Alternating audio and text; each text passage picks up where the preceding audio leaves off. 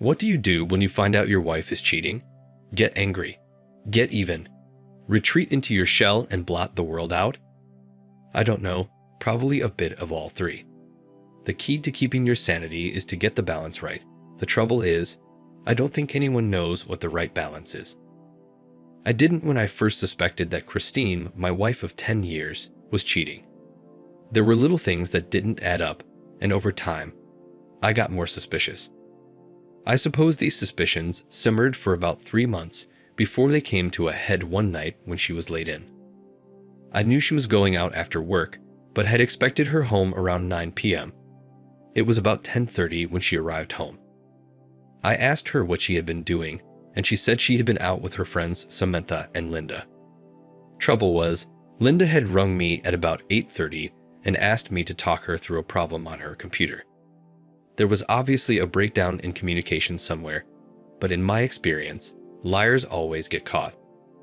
Now, I had been utterly faithful to Christine over the years.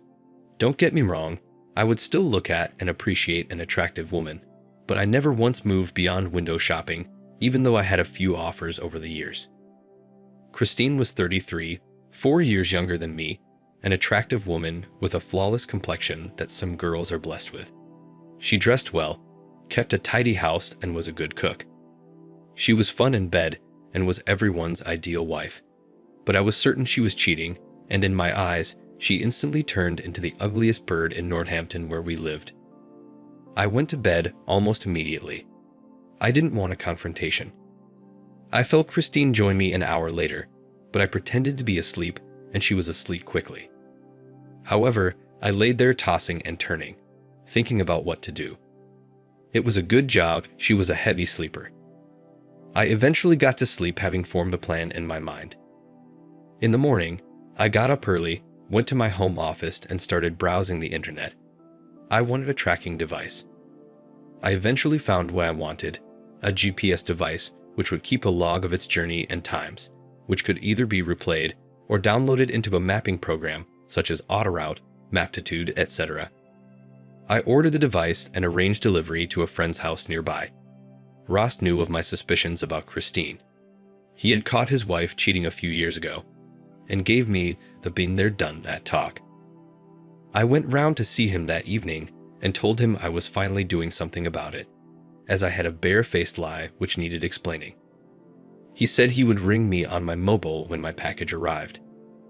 2 days later, Ross rang me, and I went round to collect my package, wondering how to fit it to her car without her noticing. In the end, the problem solved itself.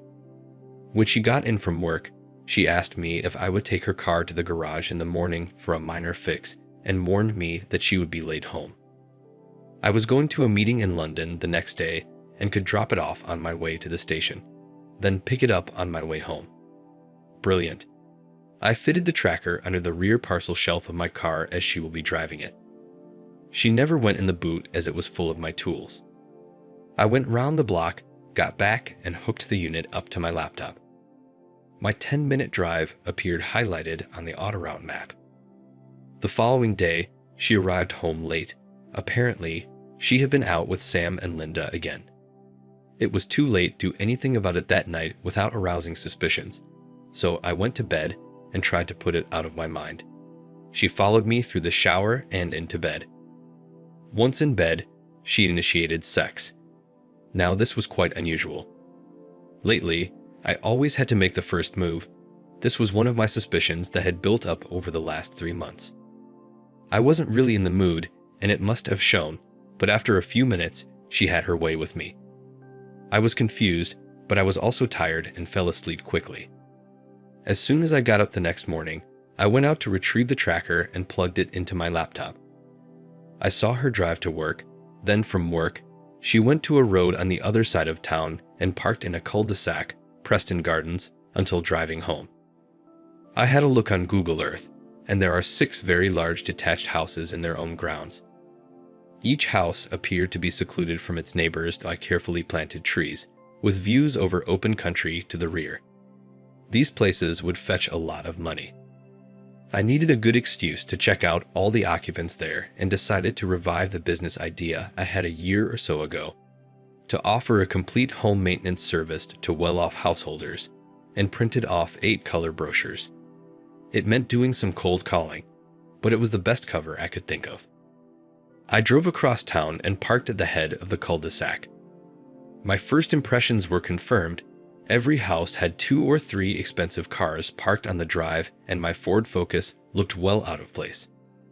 The first house was occupied by an elderly retired couple. They invited me in and were very interested in my idea. We chatted away for maybe 20 minutes, and I think I could have closed the sale there and then. But I wanted to leave it open to come back, so I left my details and went on to the next house. They were a couple in their early 40s. The husband worked from home, much like me, and they had 3 teenage children who were at home. They didn't want my services. The husband was clearly quite comfortable with major DIY projects. I didn't see how he could entertain my wife under the noses of his children, even if his wife was away. There was no one in at the third house, so that was still a possibility. The fourth house was occupied by a very attractive young woman in her mid-20s. Now, I wouldn't mind dallying with her. Her husband was away, so that ruled him out, and anyway, with a wife like that, I couldn't see Christine getting a look in. The fifth house was empty and up for sale. The last one was occupied by a Japanese family. The husband worked at a new development in the town. I had discounted all but the house where there was no reply when a thought struck me. Maybe they had used the house that was up for sale. I decided to pay the agents a visit. I went home, changed into a suit, and rang the agents for an appointment. They said that all viewings had to be accompanied, so if I was on the right track, that limited it to someone who worked for the agents. I went to their office in town and pretended to have arrived by train from London. That way, they would take me to the house and my car wouldn't be seen again. I spent maybe 10 minutes in the office and didn't see anyone that fitted the bill. I had already decided I was looking for a man aged 30 to 60, and both the manager and her assistant were female. Maybe Christine had turned bisexual on me. The house viewing left me no closer to an answer. The house was empty, and there were no signs of a recent visit. The electric was also off, so the place would have been dark last night. I knew that I was missing something, and when I got home, I just sat in my office and played around on my computer. The answer was in Preston Gardens, but I hadn't found it. I also tried to think of any valid reason why Christine would have spent yesterday evening there, but I couldn't. While I was sitting there, an email came in. All it said was, "Getting warm in Preston Gardens." It had to be related to my search, but who had my email address? Then I remembered that it was on the brochures, so someone there knew something. I decided to go back and see the old couple. Maybe they would give something away without even knowing what they knew. As I pulled up outside the house again, my phone beeped with a text, and it said, "Getting colder." I tried to ring the number that sent the text, but no one answered. I got out of the car and decided to have a quick walk round again, just to see if anything struck me. Besides, someone was watching me and playing the old hotter colder game with me. As I walked up, I got another text, "Getting warmer again," so I carried on walking. As I got to the house that was occupied by the 20-something whose hubby was away, I got yet another text, "Getting hot now." As I approached the gates, the front door opened and a lady called me in. This was the start of the blackest hour of my life. Well, maybe not that bad. After all, I was almost certain Christine was cheating from my own inquiries. But even so, this meeting confirmed my worst fears. As I walked up the drive, the woman held out her hand and introduced herself as Amanda and said, "We need to have a talk. Please come in." She went straight to the point and said my wife was having an affair with her husband, and it's been going on for months. My face probably showed pain and hate. To start an affair like she had was a pretty horrid thing to do. She then carried on to explain that she became really suspicious about 6 weeks ago and finally employed a private investigator to follow her husband. She had arrived home late recently from a visit to her mother in France, and the investigators called and gave her the news, together with pictures, times, and places. She showed me the file, and there was no doubt. There was my wife with her husband along with her name and address. My house calls in the cul-de-sac had confirmed to her that I was on to Christine, otherwise, it would have been an amazing coincidence. I explained my tracking device and what it had uncovered. She asked me what I was going to do, and I said, throw her out. Amanda then started to tell me a bit about her husband. His father was the owner of a shoe factory, as well as several other business interests and factories, and his son was a junior partner in these enterprises. She wanted revenge, and that it wasn't the first time he has cheated, and she doubted it will be the last.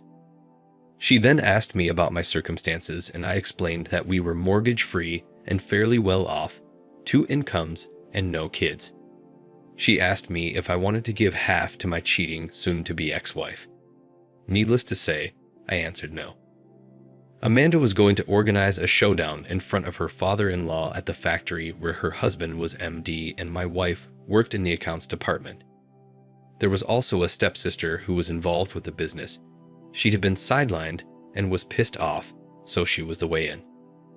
What I couldn't understand was why he would cheat on Amanda. She was every bloke's dream girl. Anyway, she went to the kitchen and made a pot of tea, and we talked. She helped me put a plan together to protect my assets and gave me the name of a friendly solicitor, as she thought this would take 2 to 3 weeks. I asked if the affair was likely to fizzle out, and she said no. They got together at least twice a week. Having laid our plans, we parted as comrades in arms, if not friends. Somehow, though she was a very attractive woman, I didn't warm to Amanda as a person, but perhaps that was due to the circumstances of our meeting. Yes, I was gutted and upset, but I think having a plan and a comrade in arms helped me face it. And after all, it wasn't a surprise. I had been making my own inquiries because I knew in my own mind she was cheating. So, having agreed to her plan, I went home. The cheater would be home in an hour or so. The next 2 days passed without incident, and then that evening, Christine announced she was going to be late tomorrow night as she was going out with Sam and Linda. I sent a text to Amanda saying, they are meeting tomorrow night. She replied with, I know, he has just told me that he will be away tomorrow night. Want to have a little fun. Pick me up at 4 p.m. I wasn't sure what she meant, but decided to play along.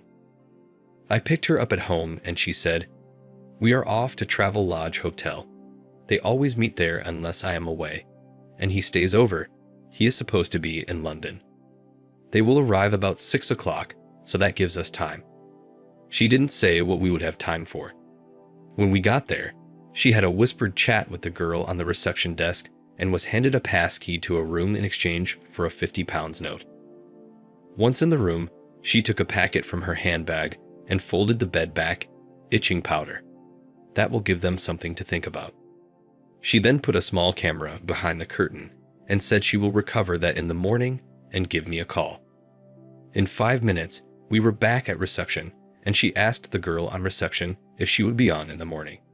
She said she would, so Amanda told her not to let anyone else into the room after the guests left. She slipped her another £50. The girl asked if it was her husband, and she said it was, and that my wife was involved. The girl on reception seemed to be on our side. I got home as usual and waited up for Christine. She turned up at 11:15 and said that she was late because she had to take her friend home as she wasn't well. I also noticed she was fidgeting a lot. The itching powder had obviously done its job. She went for a shower and was a long time. She then got into bed, and I was asleep in a few minutes. Amanda rang me the next morning to tell me she had recovered the camera and it made interesting viewing. I told her I'll look at it the next time we meet. After the positive reaction to the home maintenance package that I got from the older couple in Preston Gardens, I decided that idea was worth pursuing. It had been rolling around in my head for over a year, and it was only the need to visit Preston Gardens that made me dust it off again. That evening, I had the chance to play some mind games with Christine. We were due to visit her mum and dad, who lived just outside Northampton. I told her I need to drop a brochure off on the way out, and I'll only be 5 minutes. I was going to call on the old couple again and try to close the sale. As I pulled into Preston Gardens, I saw her tense up, but when I stopped short of Amanda and James' house, she relaxed slightly. I knocked, was invited in, and in 5 minutes had closed the sale. I left and rejoined her in the car. I asked if she was okay, and she said yes, but her voice gave her away. She didn't calm down until we were well away from Preston Gardens. As we were on our way to the in-laws, the old couple rang to ask if I wanted to pick up the signed agreements on my way back. Of course I did. Christine heard everything as I was on hands-free, and as soon as I hung up, she went ballistic and said she has to be up early, as her boss needs her to prepare some reports before he goes away. This boss is James, Amanda's husband. I thought for a minute and said, "Okay, we can leave a bit earlier, and I'll drop you off at home so that you can get an early night." She was now in a foul mood and picked a fight with her dad as soon as we arrived. This turned into a full-blown row, and her mom Joan and I both retreated into the conservatory. As soon as we had left the room, Joan asked what was up with Christine, if we have had a row. I just said, "It must be the time of the month." Joan then caught me unawares. "She's having a time of the month every week now. I think there is something wrong. Is there anything you want to tell me?" I said, "No," but Joan wasn't stupid. She knew something was going on. The problem was, I knew her, and she would date until she got to the bottom of it. She wouldn't like what she found, that her daughter was having an affair, but at this point, she wouldn't know that. We actually left very early. As we left, Joan pushed a piece of paper into my pocket. We drove back towards Northampton in silence. When we got home, she said she was off to bed, and I said, "Okay, I have a few things to sort out, so I'll sleep in the spare room and then I won't disturb you." I sorted out the paperwork for the property maintenance contract with the old couple. I then looked at Joan's note and it says, "Ring me during the day, please. I want to talk to you." The next morning, Christine left early, at just after 7. She would be in the office by 7:30 at the latest. I wondered what they were up to. When I got in at 5, Christine was in the kitchen, cooking, and seemed a lot happier. I asked her why she was home early, and she said she wanted to cook a nice meal to make it up to me. The following evening, Thursday, I arrived at Amanda's at 6:30. We discussed the plans for the following day. Vanessa, James' half-sister, would get Christine and James in the upstairs conference room at 10. Amanda and I would arrive. The receptionist had been told to expect us and send us straight up, and then the show would begin. I had divorce papers for Christine. Amanda had papers for James, and she had copies of all the incriminating photos. I got home at about 9:30 and Christine came in about an hour later. I was in bed and pretended to be asleep even though my mind was working overtime. The next morning, she left for work at the normal time. I hung around and met Amanda outside the shoe factory at 10 minutes to 10. Vanessa met us at reception. She was a good bit younger than James, maybe mid-20s. She was plump and homely looking, not a girl that would turn your head, but I thought she was attractive. She showed us into the conference room where James and Christine were already sitting at the table with some papers in front of them. Christine had her back to the door and didn't see us come in. James called to Amanda, and Christine looked round and saw me. As she did so, I handed her the envelope containing the divorce papers. Amanda handed James a similar brown envelope. Neither of them spoke for a few seconds, and then Christine, with a shocked look on her face, looked up and said, "What's happening? Can't we talk about it?" Amanda answered her, "You have been having an affair with my husband for some months. Good for you." I then chipped in, "James, you are scum in my eyes. I thought about arranging a beating for you, but I'll leave you to your luck." She then passed him a paper, and his response was, "Hard luck, Amanda. You signed a prenuptial agreement." His father then entered the room and asked what the heck was going on. After a brief silence, Vanessa answered that it seems James has been having an affair with my wife, and Amanda and I were in the process of confronting them. I then spoke to Christine and told her she will leave the house, and I'm having the locks changed as we speak, that she can fight me for a settlement, in which case the evidence, which I held out towards her, will be passed on to all her family, mum, dad, and sisters. I then suggested she can have a specific amount of money and get out of my life. James' father then looked at his son and said, "Amanda is intelligent and a good wife, and you have to go and ruin it with someone else's wife." James just sat there and pushed the piece of paper in front of his dad, who blanched when he saw it. Vanessa turned to me and Amanda and asked us to leave. We left. We had done what we came for. As we left the room, I could already hear Christine and James shouting and blaming each other. As we walked out of the factory, past the reception desk, Vanessa said to both of us, in a voice that everyone there could hear, "Perhaps Father will realize that my brother is a waste of space and take me seriously now." We left together, but didn't acknowledge each other beyond a brief, "I will call you," from Amanda as we left. I just nodded. We didn't want the tongues wagging. I went home and let myself in. I sat down and cried. I was actually heartbroken by Christine's behavior. I had loved her, and I think it hit me then. I sat in a chair, the TV on, but not really watching it, in a world of my own when my mobile rung. It was Joan. I let it ring, but it didn't stop, and in the end, I answered it. Joan went straight off into a long speech about how Christine had rung her in a state, because she had had a fling, but it didn't mean anything. I stopped her mid-flow and explained that Christine has been having an affair behind my back for at least 3 months, maybe longer. She has been seeing her partner in crime, who is her boss, at least twice a week, in addition to whatever they got up to in company time. I told her I was divorcing her, and if she tries to get more than a minimal settlement from me, I'll make her life miserable, and I'll let everyone know what a person she has been, and I have the pictures to back it up. And so, while she may get more money, it may not be worth it. Joan started crying, and between sobs, she said she knew something was wrong, and she thought I was the one having the affair. In the end, she pulled herself together and said, "I am sorry, Tony. We really like you, and you've been a good husband. I think Christine has made a big mistake." I agreed and brought the conversation to an end. I really wasn't in the mood. I decided I needed to do something to take my mind off things and got my old bike out. I would have a ride on the country roads as it was a fine afternoon. I must have been out 2 hours at least, and when I got back, Christine was waiting on the doorstep.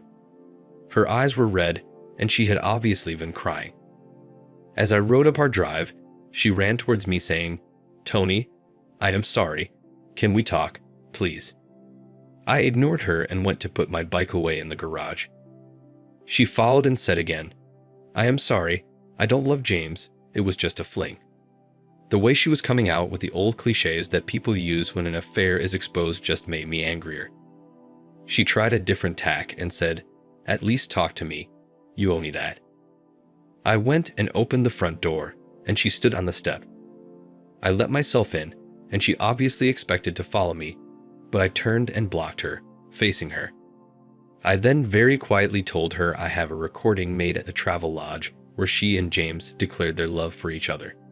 So I don't believe her when she says it was just a fling, and I owe her nothing. I told her she decided to try and trade me in, and now it looks like it's going pear-shaped, and she wants to get back with me, and I have only one thing to say: no deal. She started to cry and said, "What do I have to do to convince you I am sorry?" I just looked at her, she was actually pissing me off now, and said, "I don't doubt you are sorry. Sorry you got busted. Sorry James doesn't want to play now he's been busted. My problem is one of trust, even assuming I could overcome my disgust at your behavior. How would I ever trust you again? Every time you were late in from work, I would wonder, even if it was perfectly innocent, a traffic jam or something. And if you wanted to go to a work stew or meet your colleagues after work, same problem. I don't see how we could live like that." She was now sobbing hard, and between sobs said, "I know. Well, the first thing, I will give you your divorce on your terms. I want to prove to you that I am sorry, that I've learned my lesson, and can be trusted. I can't do that while we are fighting a bitter battle through the courts." I looked at her and just muttered, "Fine." She then asked if she could come in and collect some clothes. I decided to follow up on what she had just said and replied, "You can take some clothes now. find a solicitor tomorrow. Accept my terms. Then we can decide what other things are yours and you can arrange to get them moved. She had now pulled herself together again and said, I've already had an initial talk with a solicitor and instructed him to accept your terms, even though he advised me that I could get considerably more. I explained why I was accepting your offer and told him to proceed on my behalf. I then let her in and she went upstairs to our room. At first, I was going to follow her, but then decided that I would see what she came down with and waited in the living room. About 15 minutes later, she came down with a large suitcase and I showed her out. She said she'll be staying at her mom and dad's for the moment, and I just said, okay. After she had gone, I rang my brother in British Columbia and got him out of bed. It was only 6:30 a.m. there, and I explained the situation. He asked me if I wanted to visit them in Canada for a couple of weeks. I agreed straight away. I could leave my solicitor to deal with things this end, and it would give me a break. By 4:30, I had flights booked. I was flying out on Monday and would be gone for 2 weeks and a day, returning Tuesday evening. That evening, Amanda rang and we compared notes. James, as expected, was trying every trick in the book to stop Amanda filing for divorce on the grounds of his adultery. She asked when I was coming around to see her, and I told her quite truthfully that I was going away for 2 weeks or so and give things a chance to settle down. She sounded very upset and said, "Are we finished?" I decided that truth was the best option and said, "I think you are beautiful, intelligent, and attractive, and any man who you fell in love with would be the luckiest man in the world. But with all the stress of the last few weeks, I think we both need a bit of space to think about the future." She was silent for a few seconds and then said, "Tony, I know it's early days, and we haven't met under ideal circumstances, but I am falling in love with you, and yes, there is lust as well." I didn't know what to say to this, and it was my turn to be silent. She asked if I was still there, and I snapped out of my thoughts and said, "Yes, I'll fly back into Heathrow Tuesday fortnight from Vancouver, and if she still felt the same way about things in 2 weeks, she should meet me at the airport." She cheered up a bit and promised she will be there, but asked what she'll get in return. So I asked what she wanted, and her response was immediate: to see if we can make a go of things as a couple. Either we start going out or move in together. I still wasn't sure, but I was attracted to Amanda at sexual level. I just wondered if she was out of my league, and at that moment, 2 weeks seemed a long way off. Over the weekend, I packed and got myself ready to visit Neil. I rang Joan in the end and told her I would be away for 2 weeks. Does Christine want any more clothes, etc.? Joan and Christine came around about half an hour later, and Christine was quiet. As they were leaving, Christine said, "When you get back, think about what I would need to do to get you back."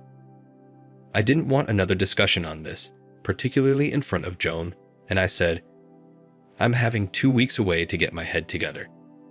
Now is not a good time to discuss it." She just said, "Okay, I can wait."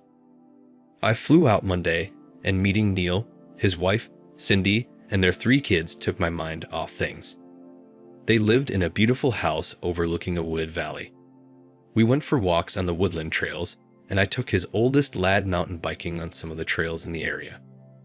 I rang my solicitor at the end of the first week, and he had already gotten confirmation from Christine's solicitor that the terms outlined would be acceptable, and the required documents were being drawn up. The 2 weeks disappeared all too quickly, and on the Monday evening, I found myself on the flight back to Heathrow. I wondered if Amanda would be there to meet me, as I still wasn't sure what her motives were. We landed on time, and jet-lagged and tired, I made my way to the baggage claim, and then through customs and immigration. As I left the immigration desk, I could see Amanda standing at the barrier, waving. I walked towards her, and I was glad she was there. What bloke wouldn't be? And she had had time to reflect on events and still wanted to be around me. I have to be honest, that did a lot for my pride. We got back to my house at 11 p.m. She stayed the night with me. When I woke up the next morning, after an undisturbed night's sleep, I was served tea and toast. It was 7 o'clock. We sat in bed, and I asked her how James was reacting to her demands. She told me that his solicitors had advised him to settle with her, and she had been offered a lump sum payment. I asked about the house in Preston Garden, and she said that was included as well. She asked me what I thought, and I said that it sounded like a lot of money to me, and a bird in the hand is worth two in the bush. Over the next few weeks, we alternated between mine and Amanda's house, and I had to admit it was difficult. The things we both needed always seemed to be at the other house. The two divorces were progressing. Amanda had agreed to the offer from James, and I had written confirmation that Christine was going to accept my offer. I set about raising a small mortgage on my house to pay her, as I didn't want to empty my savings out. Amanda kept hinting at me moving into her place permanently, and on the Friday when I got in, she showed me one of the spare rooms. It was now fitted out as an office, so there is no excuse now. I can move my stuff over the weekend. I hired a van on the Saturday morning, and by tea time, I had most of the things I needed. So, on Monday, I went to the estate agent and put the wheels in motion to let my house out. I was pleasantly surprised at the rental income that I would obtain. Apparently, there was a shortage of family-sized places at the moment. A couple of weeks went by, and yes, the sex was mind-blowing, but Amanda seemed to do nothing other than wait at home for me to get in from work, and to be honest, I felt smothered. Christine had tried to ring a few times. She now knew that Amanda and I were an item. But Amanda answered each time and told her that I wouldn't speak to her, which wasn't a lie. Then, one morning, whilst sitting in an interminable meeting with a customer, a thought jumped into my head. Amanda hadn't been on the rag since we had been intimate, and that it was 5 weeks since I got back from Canada. Was she pregnant, or did she suffer from women's problems? She hadn't said anything, but I made up my mind to ask her later. I got home about 5, and Amanda, as always, had a nice meal on the go. We sat down and I asked her if she was okay. She said yes. I decided to tackle it head on and said, "It's just that there's been no sign of any monthlies, and it's over 5 weeks since I got back from Canada." For once, she was silent. I looked at her and waited for a reply. After what seemed like an age, she said quietly, "I'm late. I think I may be pregnant." Now, it was my turn to be quiet. She looked at me and said, "Say something." I laughed quietly and said, "I suppose we have been going at it like rabbits. Aren't you on the pill?" She said no, that she had implants. I knew nothing about implants, but I thought that a visit to her gynecologist was a good idea and said, "Shouldn't you see your gynecologist or get a pregnancy test?" That evening, I thought the atmosphere was tense, and I asked her if being pregnant worried her. She just said it didn't, but I could see she was tense. I tried to calm her down by saying I still love her even if she was pregnant. I had never mentioned the love word before. I think we were in lust, not love, but I wanted to make her feel better. In bed that night, the sex was much more tender. We made love, and I began to think that maybe being pregnant was good for us. I had a meeting in London the next morning, and she promised me she would go to the doctor's in the morning. At lunchtime, I rang her, and she seemed excited. She said she was pregnant, that the implants have failed for some reason, and the doctor has removed them. I didn't ask how far gone she was. I assumed about 4 weeks. Over the next few days, she seemed to relax a bit, and I even got her to come out with me for a meal on Friday night. Everything seemed fair. Even Christine had given up trying to contact me. Saturday morning, we went shopping as usual, and everything was fine until we got to the checkout. She seemed to go pale, and before I knew it, she had collapsed on the floor. The store help desk called an ambulance, and it wasn't long before we were on the way to the hospital. She had come round after a few minutes, but in spite of her protests that she was okay, I thought she should get checked out. When we got there, the nurse checked her over and took a small blood sample. In a few minutes, she came back with a Mars bar and a smile. "Ma'am, you're fine, but your blood sugar is very low. Eat this and take it easy for a few hours. It often happens around the 12th week of pregnancy." As I looked at her, I could now see a slight swell to her belly. 12 weeks. That was 3 weeks before we even met for the first time. I just looked at her and she started to cry. I left the hospital and called a cab. I couldn't face another lying, cheating woman. Common sense also stepped in, and I got the taxi to take me to the agents who were handling the letting of my house. Fortunately, I was able to withdraw it from the market, though a couple were ready to sign up for a 6-month lease the following week. I told the agents that I would cover their out-of-pocket expenses and compensate them. The agents thought that this was reasonable. I also had their fees to settle as well. So, by lunchtime, I was back in my old house and feeling very sorry for myself. Amanda kept trying to ring my phone. She must have rung 30 times or more in the space of 2 hours and sent so many texts. They filled the memory on my phone. I didn't read them. In the end, I decided the answer lay at the bottom of a whiskey bottle and proceeded to empty it in order to look more closely at it. By 3 o'clock, all my problems had faded away and I was passed out in the chair. It must have been 2 or 3 hours later when I came round to a banging on the front door. It was Vanessa, James' half-sister. She banged on the window again and beckoned for me to let her in, that she needs to speak to me. I got up, made my way to the front door, opened it, and she walked in. She looked at me and said, "Okay, I want your side of the story. Amanda is at my house and claims you abandoned her at the hospital." She was nearly hysterical, but she also mentioned being pregnant. So I told my story, starting a few days ago when I noticed that Amanda hadn't had a period for 5 weeks. I finished by telling her that, at the hospital, the nurse looked at her notes and said, 12th week of pregnancy. I also pointed out that I was in the process of divorcing one lying, cheating woman and had no desire to get attached to another one.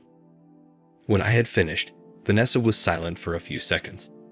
She then said she'll go and have another chat with Amanda, that she hasn't actually told her any lies, but she has left out some very important details. She got up to leave and said she'll come back later. I must have dozed off because the next thing I remember is someone at the door again, but now it was dark. It was Vanessa carrying 2 pizza boxes and a bottle of pop. I put the light on and she bustled in.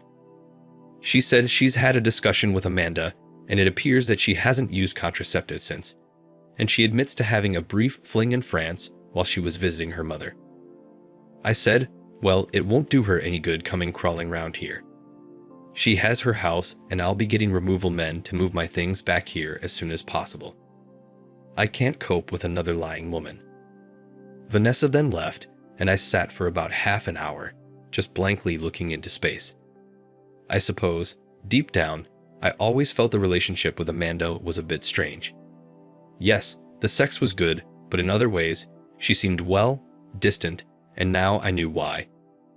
My mobile then rang again, but I remember I had set Amanda's number to not ring, so I picked it up.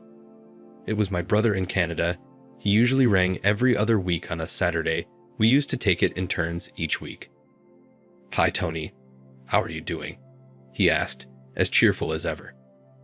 My "not too good" reply and the tone of my voice obviously gave my mood away. By now, I had 100 little men hammering inside my head, and I felt awful. He said he tried to ring me at home, but no one answered.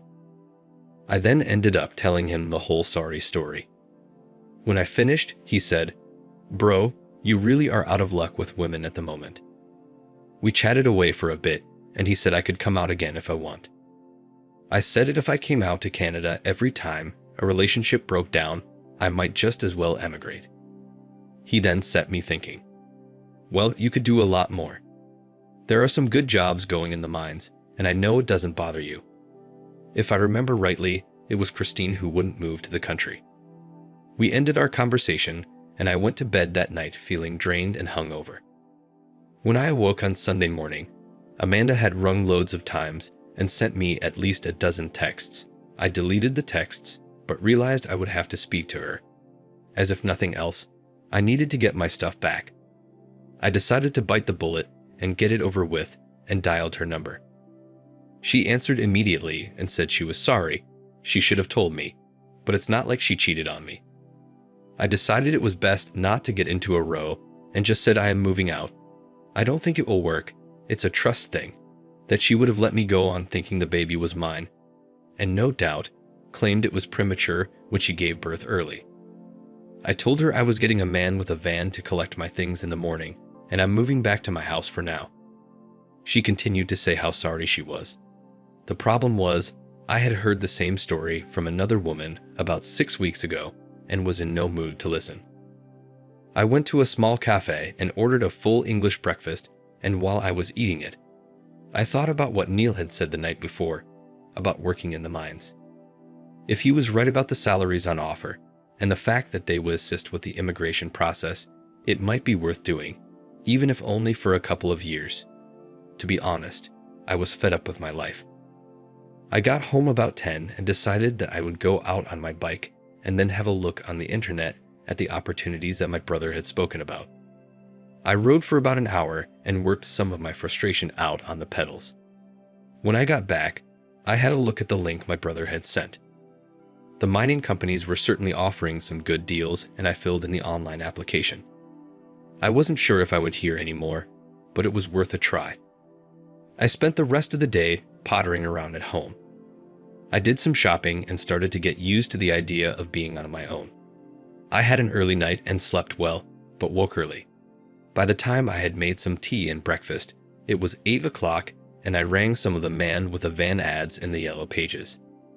Half an hour later, I had a man and van organized and rang Amanda to tell her I would be over at about 10 to pick my stuff up. Yet again, she told me how sorry she was for lying to me. I told her to change the record. I was sick of hearing it, and hung up. I had already warned my van man that she may kick off. He said he was used to it, that he'll get my things and go. We arrived at Amanda's place dead on 10, and she came out to meet us. I have to admit, she was a fine-looking woman, but she was a liar. She also behaved herself. No kickoffs or begging. She offered us all a cup of tea. When we were out at the van with some of my stuff, the other removal man said, "I can't believe you're walking out on that. She's page 3 material." I told him about the lies, but he just said, "Yeah, maybe, but she is one sexy woman." When we had loaded the last of my stuff, she came up to me and said she was sorry, that I shouldn't hate her.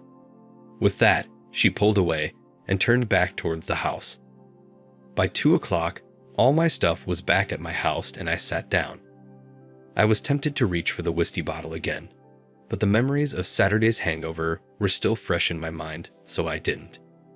I must have been sitting there for at least an hour or more just thinking about the events of the past few months. I decided that going out to see my brother for another holiday would just mean that I would still have to face things when I got back. But if I could get a long-term contract in Canada or even emigrate permanently, I would go for it. After all, I had nothing to keep me in the UK. Both my parents were dead and my nearest relative lived in Canada. I finally broke myself out of my funk at about 4 and decided I needed to do something. In the end, I made a meal and got changed. I would go up to the pub where the cricket team drank. The season was over, but there should be a few of my mates in. I also decided I wasn't drinking. I just need to see a friendly face. I got there around 8 and 2 of the lads were in. We actually had a good evening. We played pool, darts, and put the world to rights, and I drove home, stone cold sober at 11:30. When I got in, I went straight to bed. The following morning, I got stuck back into my work as I had 5 days work to do in 4, so the week passed fairly quickly. I got used to sleeping on my own. I was dreading the weekend, so when I got an email from a company asking me to do some urgent electrical refurbishment work over the next few weekends, I accepted. During the following week, I was checking my email and found a reply to my application, thanking me for my application and asking me to attend an interview in London in 3 weeks. There was also a little questionnaire to fill in. They wanted to know if the move was permanent or temporary, if my partner was joining me, etc. I filled it all in and accepted their invitation to an interview in 3 weeks. In spite of working 7 days a week, I was now missing sex badly and decided to go out on the prowl on Friday evening to see if I could pick a woman up. I had wondered about trying to meet a woman through the internet, but I wasn't sure if it would work. I got dressed up on Friday night and hit the pubs in town. In the third bar, a rather large girl, Chanel, perhaps 22, latched onto me, and I decided she would do as Miss Right Now. So I had my first one-night stand in 12 years or more. The next few weeks flew by. Chanel and I met up each Friday, and I began to get a bit concerned about her. I think she wanted a more permanent relationship. I was honest with her right from the first night, but I guess she hoped that she could win me over. She was almost half my age, but it didn't seem to worry her. She kept on talking about how men her own age were immature and dropping little hints. The day of the interview came around and I set off for London. The interview was quite exhaustive. They told me that offers would be made based upon the one interview. I noticed a number of people left straight after lunch. They hadn't made the grade. I wasn't sent home, and at 4 p.m, I was taken back into the interview room and told that the job of chief electrical engineer was on offer, providing I passed a few more hurdles: a security check, medical, etc. They were prepared to fly me out for a week to look at the site and make a final decision. They offered me either a 2-year contract or a permanent position with an emigration package thrown in. I accepted their offer for the visit and asked if I needed to return to the UK if I accepted a position, explaining that my brother lived about 150 miles to the south. I finally left London on the 7 o'clock train. Chanel rang while I was on the way back and insisted on meeting me at the station. When I got into Northampton, she was on the platform, and as I got off, she gave me a hug as if I had been gone a month. She asked me how it had gone, and when I told her, her face fell, and she asked if there was anything she could do to change my mind, but I told her there wasn't.